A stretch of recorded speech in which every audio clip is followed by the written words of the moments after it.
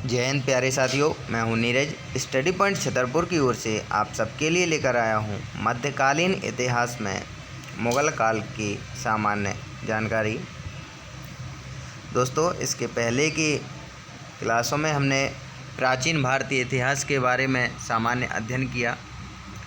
मध्यकालीन इतिहास में हम बाबर, हुमायूं, शेरशाह सूरी के बारे में सामान्य अध्ययन कर चुके हैं। हुमायूं के बाद अगला उत्तराधिकारी मुग़ल साम्राज्य में महान अकबर हुआ।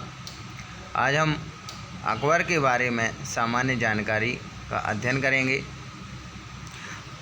अकबर का राज्याभिषेक कब हुआ, अकबर ने कौन कौन से युद्ध लड़े, अकबर की शासन व्यवस्था क्या थी, इन सब के बारे में हम सामान्य अध्ययन करेंगे।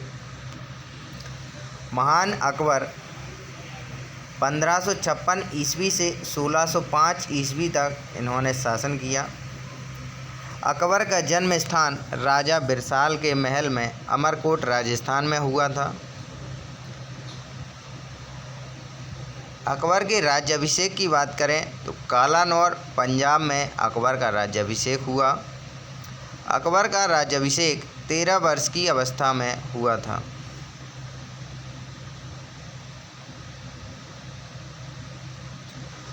अकबर का संरक्षक बैरम खां था।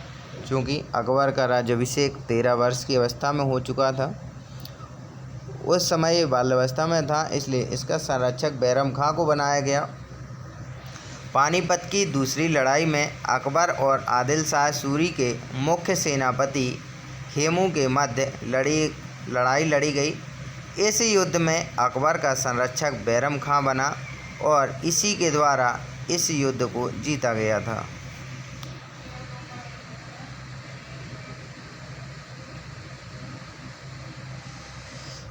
हेमू ऐसा आखिरी हिंदू शासक हुआ जिसके द्वारा विक्रमादित्य की उपाधि धारण की गई थी।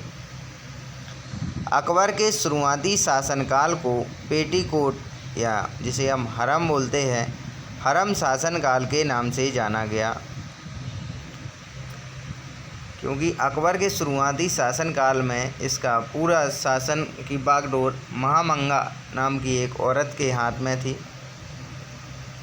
अकबर ने अपना विवाह राजा भारमल की बेटी हरकाबाई, जिसे जोधाबाई के नाम से भी जाना जाता है, के साथ रचाया था। जोधाबाई की याद में अकबर के द्वारा फतेहपुर सीकरी का निर्माण कराया गया था। फतेहपुर सीकरी की सबसे बड़ी इमारत जोधाबाई का महल है।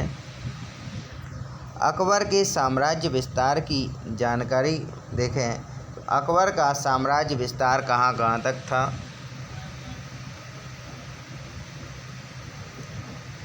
अकबर ने कौन कौन से राज्यों को जीता और किस सन में इसके द्वारा ये युद्ध लड़े गए, इसके बारे में सामान्य अध्ययन करते हैं। अकबर के द्वारा मालवा पंजाब को 1561 ईस्वी में जीता गया। गढ़कटंगा 1564 ईस्वी में। इस युद्ध में अकबर के द्वारा भारतीय छत्राणी रानी दुर्गावती को हराया गया था। चित्तौड़गढ़ राजस्थान की बात करें तो वर्ष 1567 ईस्वी में इस युद्ध में अकबर के द्वारा चित्तौड़ के राजा उदय सिंह को पराजित किया गया था। गुजरात युद्ध 1572 ईस्वी में हुआ।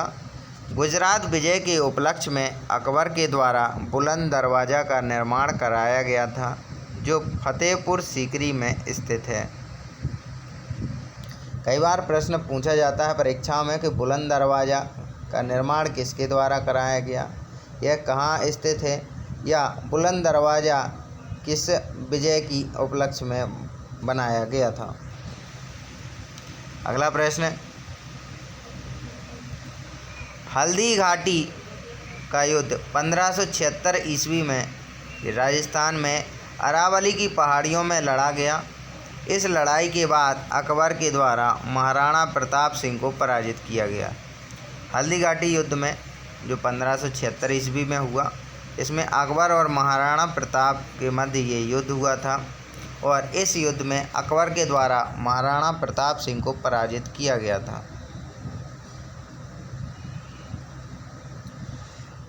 अकबर के द्वारा इस लड़ाई का नेतृत्व मानसिंह के द्वारा करवाया गया था। तो मुग़ल सेना का जो नेतृत्व है ये मानसिंह के द्वारा किया गया था। काबुल का युद्ध वर्ष 1581 काबुल में अकबर के द्वारा मिर्ज़ा हाकिम को हराया गया था। मिर्ज़ा हाकिम अकबर का सौतेला भाई था। उड़ीसा का युद्ध 1591 ईस्वी में लड़ा गया। कांधार के युद्ध की बात करें तो कांधार का युद्ध 1595 ईस्वी में लड़ा गया था। अहमदनगर का युद्ध 1600 ईस्वी में महाराष्ट्र में लड़ा गया। अकबर के द्वारा चांद बीबी को इस युद्ध में पराजित किया गया था। असीरगढ़ का युद्ध 1601 ईस्वी में यह अकबर का आखिरी युद्ध था। अकबर के समय में मुग़ल साम्राज्य में 12 सूबे हुआ करते थे। अकबर के प्रशासन की बात करें तो अकबर के प्रशासन में हमें 12 सूबे प्राप्त हुए हैं। वर्तमान राज्य पहले सूबे कहा करते थे। अकबर के प्रशासन में भूमि का विभाजन 4 भागों में कर दिया गया था। जैसे पोलज का अर्थ होता था सबसे ज़्यादा उपजाऊ, जो साल में 2 बार कृषि होती थी जिस भूमि पर, उसे पोलज कहा जाता था। परावती का अर्थ होता था कम उपजाऊ, साल में 1 बार कृषि होती थी। छाछर भूमि का अर्थ होता है सबसे कम उपजाऊ, 3-4 वर्ष में 1 बार अगर खेती हो जाए तो उसे छाछर भूमि के अंतर्गत रखा गया था। बंजर भूमि इसमें खेती नहीं होती थी। इस प्रकार अकबर के शासनकाल में भूमि को 4 भागों में विभाजित किया गया था। प्रारंभ में अकबर के द्वारा बहुत सी बातों को ख़त्म कर दिया गया, जैसे गुलामी की प्रथा वर्ष 1562 में अकबर के द्वारा ख़त्म कर दी गई।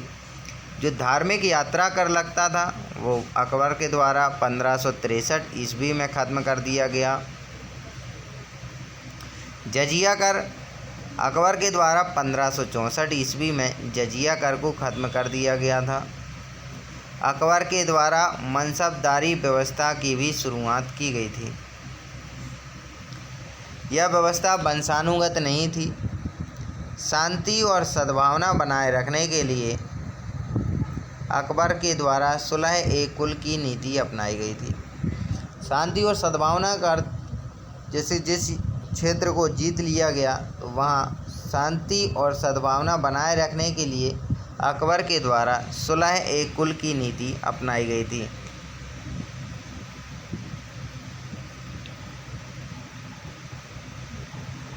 इसलिए आगरा शहर को सुलह-ए-कुल नगर के नाम से भी जाना जाता था।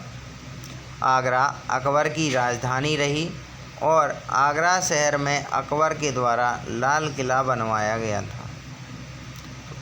सबसे पहले लाल किला का निर्माण अकबर के द्वारा आगरा में करवाया गया था।